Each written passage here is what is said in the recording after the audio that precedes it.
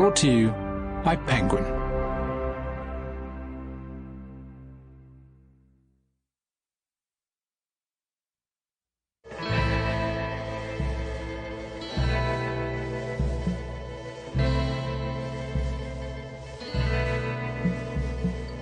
Texas Outlaw, written by James Patterson and Andrew Burrell. Read by Christopher Ryan Grant. For Ben and Aubrey. Prologue.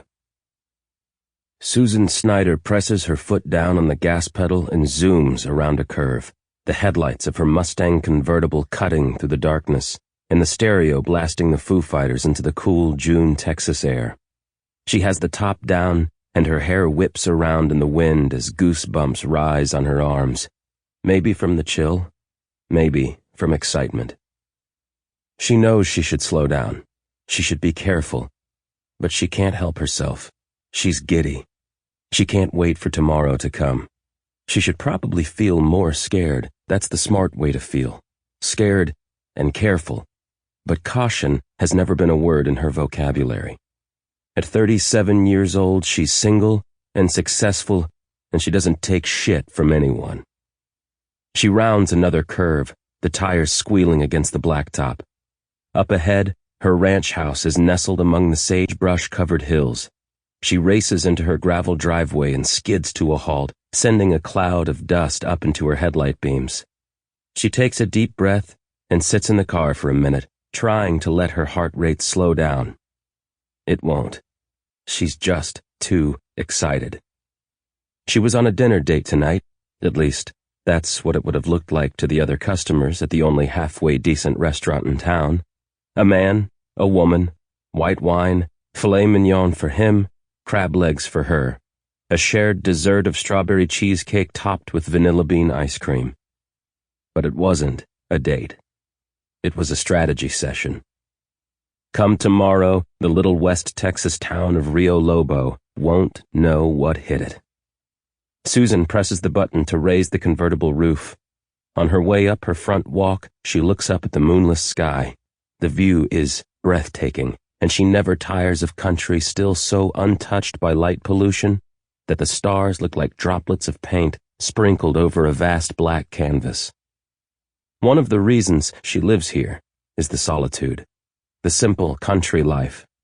She works as a freelance web designer and makes a comfortable living.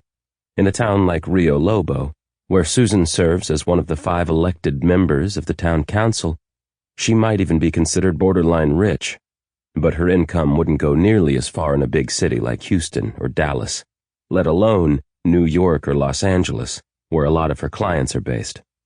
Besides, the town of Rio Lobo is about the perfect size for her.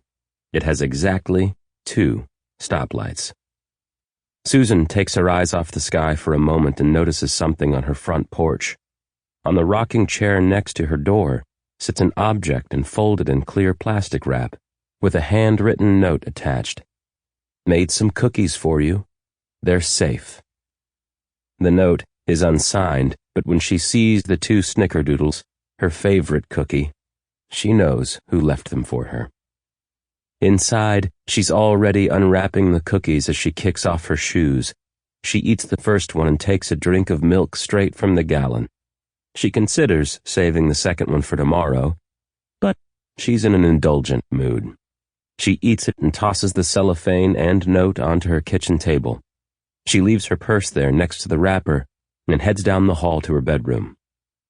She steps out of her dress and pulls on a pair of Victoria's Secret sweatpants and a Dallas Cowboys jersey that she sleeps in.